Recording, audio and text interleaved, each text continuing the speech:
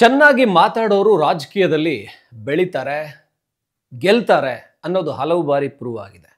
ಆದರೆ ಚೆನ್ನಾಗಿ ಮಾತಾಡೋರೇ ಗೆದ್ದು ಬಿಡ್ತಾರೆ, ಚೆನ್ನಾಗಿ ಮಾತಾಡೋರೇ ಅಧಿಕಾರ ಹಿಡಿತಾರೆ ಅನ್ನೋದು ಕೂಡ ದಡ್ತನ ಆಗುತ್ತೆ. ನಮ್ಮ ಕಣ್ಮುಂದೆ ಹಲವು ಎಕ್ಸಾಂಪಲ್ ಇದ್ದಾವೆ. ಈಗ ಈ ವಿಷಯ ಯಾಕೆ ಹೇಳ್ತಾ ಇದ್ದೀನಿ ಅಂದರೆ ಅದಕ್ಕೆ ಕಾರಣ ಪ್ರದೀಪ್ ಈಶ್ವರ್. ಈಗ ಪ್ರದೀಪ್ ಈಶ್ವರ್ ಭಾರಿ ಜೋರಾಗಿ ಮಾತಾಡ್ತಾ ಇದ್ದಾರೆ, ಪವರ್ಫುಲ್ ಆಗಿ ಮಾತಾಡ್ತಾ ಇದ್ದಾರೆ.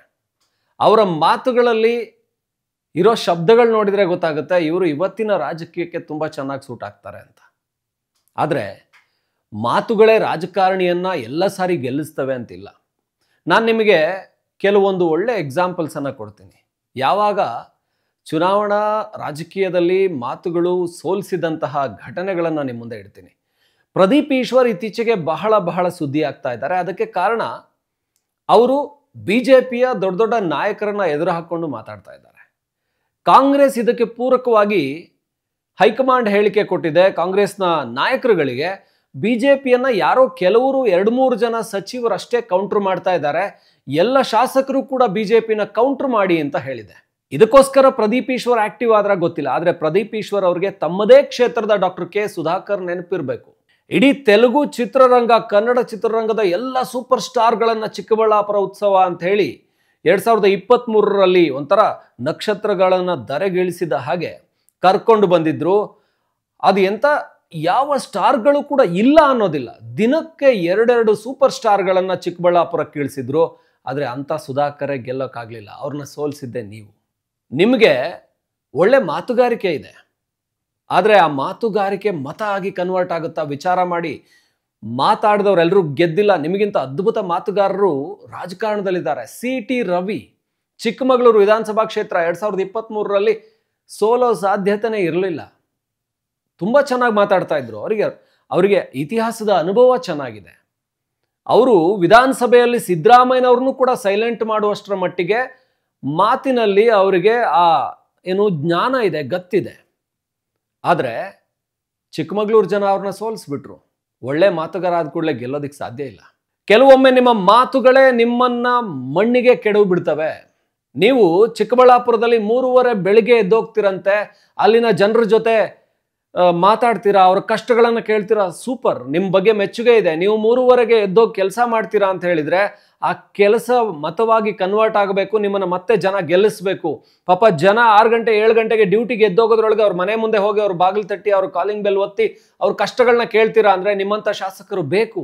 ಆದ್ರೆ ಎಲ್ಲ ಕೆಲಸನ ಮಾಡಿ ಪ್ರೀತಮ್ ಗೌಡ ತರ ಕಳೆದ ಚುನಾವಣೆ ಮತ್ತೊಂದು ಎಕ್ಸಾಂಪಲ್ ಕೊಡ್ತೀನಿ. ಹಾಸನದಲ್ಲಿ ಯಾವ ಸಾಧ್ಯತೆನೂ ಇರಲಿಲ್ಲ. ಇದೇ ಪ್ರೀತಮ್ ಗೌಡ ಹೇಳಿದ್ರು, ಟಿವಿಯ 2 ವಿಂಡೋದಲ್ಲಿ 1 ವಿಂಡೋದಲ್ಲಿ ನನ್ನ ಮತಗಳನ್ನ ಹಾಕೊಳ್ಳಿ, ನಾನು ಎಷ್ಟು ಮತ ತಗೊಂಡಿದ್ದೀನಿ ಅಂತ.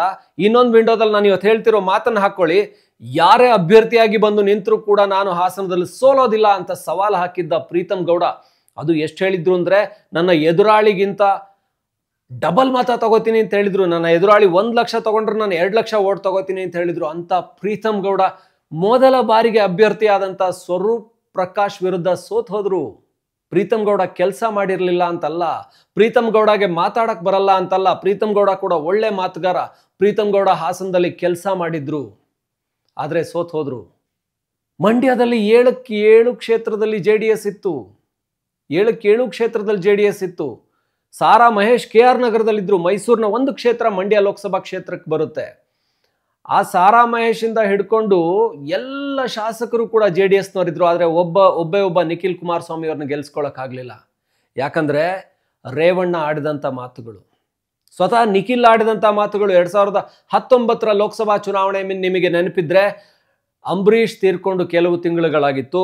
ಸುಮಲತಾ ಸ್ವಾಭಿಮಾನದ ಮತಗಳನ್ನ ಕೇಳ್ತಾ ಇದ್ರು, ಯಾವ ಪಕ್ಷಕ್ಕೂ ಸೇರಿರಲಿಲ್ಲ. ಮಂಡ್ಯ ಜನರ ಹತ್ರ ಸ್ವಾಭಿಮಾನದ ಮತಗಳನ್ನ ಕೇಳಿದ್ರು. ಅವರು ಯಾರ ಬಗ್ಗೆನೂ ಕೂಡ ಒಂದೇ ಒಂದು ನೆಗೆಟಿವ್ ಮಾತಾಡಲಿಲ್ಲ. ಆದರೆ ರೇವಣ್ಣ ಗಂಡ ಸತ್ತು ಕೆಲವೇ ತಿಂಗಳುಗಳಿಗೆ ಬೇಕಿತ್ತ ಇದೆಲ್ಲ ರಾಜಕೀಯ ಅಂತ ಆಡಿದ್ರು. ಅದೊಂದು ಮಾತು ಎಂಥ ಪರಿಣಾಮ ಬೀರ್ತು ಅಂದರೆ ಪ್ರದೀಪ್ ಈಶ್ವರ್ ಅವರೇ, ನೀವಿವತ್ತು ಮಾತಾಡ್ತಾ ಇದ್ದೀರಾ ಪ್ರತಾಪ್ ಸಿಂಹ, ಶತಮೂರ್ಖ, ದಡ್ಡ, ಅಯೋಗ್ಯ, ಏನೇನೆಲ್ಲ ಅಸಂವಿಧಾನಿಕವಲ್ಲದ ಶಬ್ದಗಳನ್ನು ಹೇಳ್ಬೋದೋ ಎಲ್ಲವನ್ನ ಹೇಳ್ತಾ ಇದ್ದೀರಾ. ಆದರೆ ಈ ಶಬ್ದಗಳನ್ನು ಜನ ಒಪ್ಪೋದಿಲ್ಲ. ಇದೇ ಮಾತನ್ನ 2023ರ ಚುನಾವಣೆ ಸಂದರ್ಭದಲ್ಲಿ ನಾನು ಹೇಳಿದ್ದೆ, ಪ್ರೀತಮ್ ಗೌಡ್ರೆ ನಿಮ್ಮ ಮಾತು, ನಿಮ್ಮ ಆತ್ಮವಿಶ್ವಾಸ, ನೀವು ಆಡ್ತಾ ಇರುವಂಥ ಮಾತುಗಳನ್ನೇ ನೆನ್ಪಿಟ್ಕೊಳ್ಳಿ, ಜನ ನಿಮಗೆ ಉಲ್ಟಾ ಹೊಡಿತಾರೆ. ಹಾಸನದ ಜನ ಸ್ವಾಭಿಮಾನಿಗಳು ಅಂತ. ಪ್ರೀತಮ್ ಗೌಡ ಆತ್ಮವಿಶ್ವಾಸದಲ್ಲಿ ಬೀಗ್ತಾ ಇದ್ರು. ನಾನು ಹಾಸನ ಕೆಲಸ ಮಾಡಿದ್ದೀನಿ, ಇಲ್ಲಿನ ಜನ ನಂಗೆ ಮತ ಕೊಡ್ತಾರೆ, ನಾನು ನನ್ನ ಎದುರಾಳಿ ಅಭ್ಯರ್ಥಿಗಿಂತ ಸ್ವತಃ ರೇವಣ್ಣ ಬಂದು ನಿಂತರೂ ಕೂಡ ಅವರ ಡಬಲ್ ಓಟ್ ತಗೋತೀನಿ ಅಂತ ಹೇಳ್ತಾ ಇದ್ರು. ಆದರೆ ಏನಾಗೋಯ್ತು ರಿಸಲ್ಟು? ಯಾವತ್ತೂ ಕೂಡ ಅತಿಯಾದ ಆತ್ಮವಿಶ್ವಾಸ ಇದೆಯಲ್ಲ, ಓವರ್ ಕಾನ್ಫಿಡೆನ್ಸು. ನಾನು ಚಿಕ್ಕಬಳ್ಳಾಪುರ ಕ್ಷೇತ್ರಕ್ಕೆ ಮನೆಗೆ ಹೋಗ್ತಾ ಇದ್ದೀನಿ, ಬೆಳಗ್ಗೆ ಹೋಗ್ತೀನಿ, ವಾರದಲ್ಲಿ 3 ದಿನ ಅಲ್ಲಿರ್ತೀನಿ, ಕೆಲಸ ಮಾಡಿದ್ದೀನಿ, 10 ಆಂಬ್ಯುಲೆನ್ಸ್ ಬಿಟ್ಟಿದ್ದೀನಿ, ಎಲ್ಲವನ್ನು ಉಚಿತವಾಗಿ ಕೊಡ್ತಾ ಇದ್ದೀನಿ, ನನ್ನ ಕ್ಷೇತ್ರಕ್ಕೆ 500 ಕೋಟಿ ಅನುದಾನ ತಂದಿದ್ದೀನಿ, ಇದೆಲ್ಲವನ್ನ ಭಾಳ ಚೆನ್ನಾಗಿ ಮಾತಾಡ್ತೀರಾ ನೀವು. ಆದರೆ ನೀವು 500 ಕೋಟಿ ಅನುದಾನ ತಂದರೂ ಕೂಡ ಇವತ್ತು ನಿಮಗೆ ಮತ ಹಾಕುವಂಥ 2 ಲಕ್ಷ ಜನ ಇರಲಿ, 20,000 ಜನರನ್ನ ಕನ್ವಿನ್ಸ್ ಮಾಡೋದಕ್ಕೆ ಸಾಧ್ಯ ಇಲ್ಲ. ನೀವು ಸುಮ್ಮನಿದ್ದಷ್ಟು ಒಳ್ಳೆಯದು. ಮಾತು ಕಡಿಮೆ, ಕೆಲಸ ಜಾಸ್ತಿ. ಮಾತು ಕಡಿಮೆ, ಹೆಚ್ಚು ದುಡಿಮೆ, ಇದನ್ನು ಮಾಡಿದರೆ ಮಾತ್ರ ಗೆಲ್ತೀರಾ. ಬಹಳಷ್ಟು ಉದಾಹರಣೆ ಇದ್ದಾವೆ. ನಿಮಗೆ ಒಂದೆರಡು ಉದಾಹರಣೆ ಅಲ್ಲ. ದೇವದುರ್ಗದ ಶಿವನಗೌಡ ನಾಯಕ್ ಕರೆಮ್ಮ ವಿರುದ್ಧ ಏನಂತ ಸವಾಲು ಹಾಕಿದ್ರು? ನಾನು ಬೋಳಿಸ್ಕೊಂಡ್ಬಿಡ್ತೀನಿ ತಲೆನ ಮೀಸೆನ ಅಂತೆಲ್ಲ ಹೇಳ್ಬಿಟ್ಟಿದ್ರು ದೇವದುರ್ಗದ ಶಿವನಗೌಡ ನಾಯಕ್. ಇವಾಗ ಎಲ್ಲಿದ್ದಾರೆ ಬಿಜೆಪಿಯ ಶಿವನಗೌಡ ನಾಯಕ್? ಕರೆಮ್ಮ ನಾಯಕ್ ಒಬ್ರು ಹೆಣ್ಣುಮಗಳು ಗೆದ್ರು. ಆ ಹೆಣ್ಣುಮಗಳು ತುಂಬ ಜನರ ಜೊತೆ ಬೆರೆತು ಯಾವಾಗಲೂ ಕೂಡ ಆಕ್ಟಿವ್ ಆಗಿ, ಹೆಣ್ಣುಮಗಳಾದರೂ ಕೂಡ ಎಲ್ಲ ಜನರ ಕಷ್ಟಗಳಲ್ಲಿ ನಿಂತ್ಕೊಳ್ತಾ ಇದ್ರು. ಇವಾಗಲೂ ವಿಧಾನಸಭೆಯಲ್ಲಿ ಜನರ ಕಷ್ಟಗಳ ಬಗ್ಗೆ ಮಾತಾಡ್ತಾರೆ. JDS ಪಕ್ಷದಿಂದ ಗೆದ್ದಿರುವಂಥ ಹೆಣ್ಣುಮಗಳು, JDS ಗೆದ್ದಿರೋದೇ ಕಡಿಮೆ ಕ್ಷೇತ್ರಗಳಲ್ಲಿ, ಅದರಲ್ಲೂ ಕಲ್ಯಾಣ ಕರ್ನಾಟಕ ಭಾಗದಲ್ಲಿ ಗೆಲ್ಲುವಂಥದ್ದು ಇದೆಯಲ್ಲ, ರಾಯಚೂರಲ್ಲಿ, ಅಲ್ಲಿ ಗೆಲ್ಲೋದು ತುಂಬ ಕಷ್ಟ. ಯಾಕಂದರೆ ಕಲ್ಯಾಣ ಕರ್ನಾಟಕ ಭಾಗದಲ್ಲಿ ಕಾಂಗ್ರೆಸ್ ಒಂಥರ ಸ್ವೀಪ್ ಮಾಡಿಬಿಟ್ಟಿದೆ. 5 ಲೋಕಸಭಾ ಕ್ಷೇತ್ರಗಳನ್ನು ಕಾಂಗ್ರೆಸ್ ಗೆದ್ಕೊಂಡಿದೆ. ಅಲ್ಲಿ ಮಲ್ಲಿಕಾರ್ಜುನ್ ಖರ್ಗೆ ಅವರದ್ದು ಈ ಅಹಿಂದಾದ ಒಂದು ಅಲೆ ಇದೆ. ಅಲ್ಲಿ ಗೆದ್ಕೊಂಡು ಬಂದರು ಅಂದರೆ ಶಿವನಗೌಡ ನಾಯಕ್ ಆಡಿದ ಮಾತಿತ್ತಲ್ಲ, ಜನ ದುರಹಂಕಾರವನ್ನು ಯಾವತ್ತೂ ಕೂಡ ಒಪ್ಕೊಂಡು ಎಲ್ಲಿನ ಜನ ಕೂಡ ಮತ ಕೊಟ್ಟಿಲ್ಲ. ಜನ ನೀವು ಸೈಲೆಂಟಾಗಿದ್ದಷ್ಟು ಹೆಚ್ಚಿನ ಮತಗಳನ್ನು ಕೊಡ್ತಾರೆ. ಮಾತು ಕಡಿಮೆ ಆಡಿ. DK ಸುರೇಶ್ ಕೂಡ ಮಾತಾಡಿದ್ರು, ಆದರೆ ಗೆದ್ದಿದ್ದು ಡಾಕ್ಟರ್ CN ಮಂಜುನಾಥ್. ಬೆಂಗಳೂರು ಗ್ರಾಮಾಂತರ ಲೋಕಸಭಾ ಕ್ಷೇತ್ರ ಏನಿತ್ತಲ್ಲ, ಈ ಕ್ಷೇತ್ರದಲ್ಲಿ ಜನ ಭಾಳ ಪೈಪೋಟಿಯಿಂದ ಈ ಬಾರಿ 2024ರ ಲೋಕಸಭಾ ಚುನಾವಣೆಯಲ್ಲಿ ಸುರೇಶ್ ಗೆಲ್ತಾರೆ, ಅವರು ಮನೆಗೆ ಹೋಗಿದ್ದಾರೆ, ಅವರು ಪ್ರತಿಯೊಂದು ಕಡೆ ಕೂಡ ನಿಂತು, ಜನರ ಜೊತೆ ನಿಂತು, ಕೊರೋನಾ ಟೈಮಲ್ಲಿ ಪ್ರತಿಯೊಂದು ಶವ ಸಂಸ್ಕಾರದಲ್ಲೂ ಭಾಗಿಯಾಗಿದ್ದಾರೆ.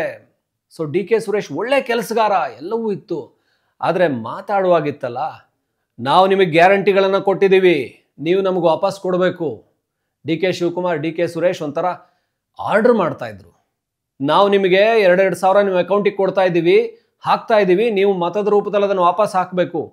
ಡೈರೆಕ್ಟಾಗಿ ಈ ಥರದ ಪದಗಳನ್ನು ಬಳಸಿಲ್ಲ. ಬಿಟ್ಟರೆ ಕೃತಜ್ಞತೆ ಇರಬೇಕು, ನಾವು ಕೊಟ್ಟಿದ್ದಕ್ಕೆ ನೀವು ವಾಪಸ್ ಕೊಡಬೇಕು ಅನ್ನೋ ಮಾತುಗಳನ್ನು ಬಹಳ ಬಾರಿ ಹೇಳಿದರು. ಜನ ಯಾವತ್ತೂ ಕೂಡ ಈ ಥರದ ಮಾತುಗಳಿಗೆ ಮತ ಹಾಕಿದವರೇ ಅಲ್ಲ. ಹಾಗಾಗಿ ಪ್ರದೀಪ್ ಈಶ್ವರ್ ಅವರೇ, ಇನ್ನೂ ಹಲವು ಉದಾಹರಣೆಗಳನ್ನು ಕೊಡ್ಬೋದು. ರಾಜ್ಯದಲ್ಲಿ ನಿರೀಕ್ಷೆನೇ ಮಾಡದೆ ಇರುವಂಥ ರೀತಿಯಲ್ಲಿ ಸೋತೋಗಿರುವಂಥ ಎಷ್ಟೋ ಜನ, ಇವರು ಸೋಲ್ತಾರೆ ಅಂತ ಕನಸು ಮನಸ್ಸಲ್ಲೂ ಅಂದ್ಕೊಂಡಿರಲಿಲ್ಲ. BJP ಹೈಕಮಾಂಡ್ ಅಂದ್ಕೊಂಡಿರಲಿಲ್ಲ, ಕಾಂಗ್ರೆಸ್ ಹೈಕಮಾಂಡ್ ಅಂದ್ಕೊಂಡಿರಲಿಲ್ಲ ಇವರು ಗೆದ್ದು ಬಿಡ್ತಾರೆ, ಇವರು ಸೋತು ಬಿಡ್ತಾರೆ ಅಂತ. ಸೊ ಅಂತಹ ಜಾಗದಲ್ಲಿ ಸೋತು ಹೋಗ್ಬಿಟ್ಟಿದ್ದಾರೆ. ಅಂಥ ಜಾಗದಲ್ಲಿ ಯಾರ್ಯಾರೋ, ಈಗ ನೀವೇ ಒಂದು ಉದಾಹರಣೆ, ಸುಧಾಕರ್ ಸೋಲ್ತಾರೆ ಅಂತ ಯಾರೂ ಅಂದ್ಕೊಂಡಿರಲಿಲ್ಲ. ನಾನು ಕೂಡ ಇದೇ ಪ್ರದೀಪ್ ಈಶ್ವರ್ ಅವ್ರನ್ನ ಪ್ರಚಾರದಲ್ಲಿ ಬಂದು ಇಂಟರ್ವ್ಯೂ ಮಾಡಿದ್ದೆ. ಆ ಇಂಟರ್ವ್ಯೂ ಅಷ್ಟು ಅದ್ಭುತವಾಗಿ ಇವತ್ತೂ ಕೂಡ ಒನ್ ಇಂಡಿಯಾ ಪೇಜಲ್ಲಿದೆ. 10 ಲಕ್ಷ ಜನ ಒಂದು 2-3 ದಿನದಲ್ಲಿ ನೋಡಿದ್ರು, ವೈರಲ್ ಆಗಿತ್ತು. ಸೊ ಪ್ರದೀಪ್ ಈಶ್ವರ್ ಅಷ್ಟಾದರೂ ಕೂಡ ಅನುಮಾನ ಇತ್ತು, ಸುಧಾಕರ್ ಏನ್ರಿ ಇಡೀ ತೆಲುಗು ಕನ್ನಡ ಸಿನಿಮಾ ಇಂಡಸ್ಟ್ರಿನೇ ಕರ್ಕೊಂಡು ಬಂದ್ಬಿಟ್ಟಿದ್ದಾರೆ, ಸೂಪರ್ ಸ್ಟಾರ್ಗಳು ಎಲ್ಲರನ್ನೂ ಕೂಡ ಅಲ್ಲಿ ಚಿಕ್ಕಬಳ್ಳಾಪುರಕ್ಕೆ ಇಳಿಸಿದ್ದಾರೆ, ಖಂಡಿತ ಗೆಲ್ತಾರೆ ಅಂತ ಅಂದ್ಕೊಂಡಿದ್ದು. ಅದು ಕೂಡ ಆರೋಗ್ಯ ಸಚಿವ ಆಗಿದ್ರು, ಆದರೆ ಗೆಲ್ಲೋಕ್ಕಾಗಲಿಲ್ಲ. ನೀವು ಸದ್ಯ ಹೊಸ ಶಾಸಕರು, ಇನ್ನೂ ಕೂಡ ಕೆಲಸಗಳು ಮಾಡೋದು ಸಾಕಷ್ಟಿದೆ, ಕೆಲಸ ಮಾಡ್ತಾ ಇದ್ದೀರಾ, ಮೆಚ್ಚುಗೆ ಇದೆ. ಆದರೆ ಹಾಗಂತ ಬಾಯಿಗೆ ಬಂದಾಗ ಮಾತಾಡ್ತೀರಾ ಅಂತ ಹೇಳಿದರೆ ಖಂಡಿತ ಆ ಮಾತುಗಳು ಮತಗಳಾಗೋದಿಲ್ಲ. ನೀವೇನೋ ಒಬ್ಬ ಯತ್ನಾಳ್ ಅವ್ರ ವಿರುದ್ಧ ಮಾತಾಡ್ತೀರಾ, ಎಲ್ಲರ ಬಗ್ಗೆನೂ ಮಾತಾಡ್ತೀರಾ, ಎಲ್ರಿಗೂ ಸವಾಲು ಹಾಕ್ತೀರಾ. ನೀವು ಸವಾಲು ಹಾಕಿದ ಡಾಕ್ಟರ್ K ಸುಧಾಕರ್ ಚಿಕ್ಕಬಳ್ಳಾಪುರ ಲೋಕಸಭಾ ಕ್ಷೇತ್ರದಲ್ಲಿ ಗೆದ್ರು, ಆವಾಗ ಏನೇನೋ ನುಣುಚ್ಕೊಳ್ಳೋ ಪ್ರಯತ್ನ ಮಾಡ್ತೀರಾ, ಬೇರೆ ಬೇರೆ ಏನೇನೋ ಮಾತಾಡ್ಬಿಟ್ಟು. ಕೆಲಸ ಮಾಡ್ತಿದ್ದೀರಾ, ಆ ಕೆಲಸಕ್ಕೆ ತಕ್ಕಂತೆ ಮಾತುಗಳನ್ನಾಡಿ. ನಿಮ್ಮ ಮಾತುಗಳಲ್ಲಿ ಘನತೆ ಇದ್ದರೆ ಖಂಡಿತ ಮತ್ತೊಮ್ಮೆ ಜನ ಗೆಲ್ಲಿಸ್ತಾರೆ. ಇಲ್ಲಾಂದ್ರೆ ನೀವೆಷ್ಟು ಕೆಲಸ ಮಾಡಿದರೂ ಕೂಡ, ಹಾಸನದ ಪ್ರೀತಮ್ ಗೌಡ ಕಣ್ಣೆದುರಿರುವಂಥ ಎಕ್ಸಾಂಪಲ್, ಮತ್ತೊಮ್ಮೆ ಜನ ಗೆಲ್ಸಲ್ಲ. ನಿಮ್ಮ ಮಾತುಗಳೇ ನಿಮ್ಮನ್ನು ಸೋಲಿಸ್ಬಿಡ್ತವೆ.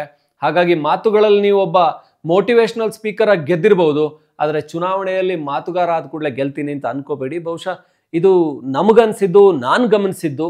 ಜನರಿಗೆ ಏನನ್ಸುತ್ತೋ ಗೊತ್ತಿಲ್ಲ, ನಿಮ್ಗೆ ಅನ್ಸಿದ್ದನ್ನ ನೀವು ಕೂಡ ಕಮೆಂಟ್ ಮಾಡ್ಬೋದು. ಇನ್ನೂ ಕೂಡ ಒಂದಷ್ಟು ಶಾಸಕರು ಮಾತಾಡಿ ಕಳ್ಕೊಂಡವ್ರಿದ್ದಾರೆ. ಪ್ರದೀಪ್ ಈಶ್ವರ್ ಕೂಡ ಆ ಪಟ್ಟಿಲಿ ಹಿಂಗೆ ಮಾತಾಡ್ತಾ ಇದ್ರೆ ಬಂದು ಬಿಡ್ಬೋದೇನೋ, ಹಾಗನಿಸಿ ಈ ವಿಷಯವನ್ನು ನಿಮ್ಮ ಮುಂದೆ ಹೇಳಬೇಕಾಯ್ತು. ಈ ರೀತಿಯ ಮತ್ತಷ್ಟು ಸುದ್ದಿ, ವಿಷಯ, ವಿಶ್ಲೇಷಣೆಗಳ ಜೊತೆ ನಿಮ್ಮ ಮುಂದೆ ಬರ್ತಾ ಇರ್ತೀವಿ. ನೋಡ್ತಾ ಇರಿ ಒನ್ ಇಂಡಿಯಾ ಕನ್ನಡ.